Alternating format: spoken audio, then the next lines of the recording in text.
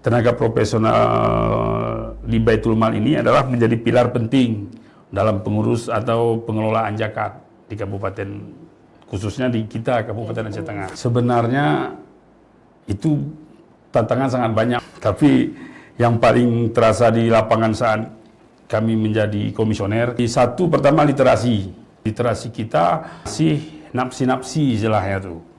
Jadi seperti ini Mbak Itan, saya mau menyalurkan zakat, ya saya salurkan sendiri. Nah, sedangkan dalam aturan, dalam kanun itu tidak bisa. Karena kita sudah ada kanun yang menyatakan bahwa seperti Tengku Abdul Aziz bilang tadi, untuk zakat harus diberikan kepada lembaga yang resmi. Ada 3, provinsi, kabupaten, dan kampung.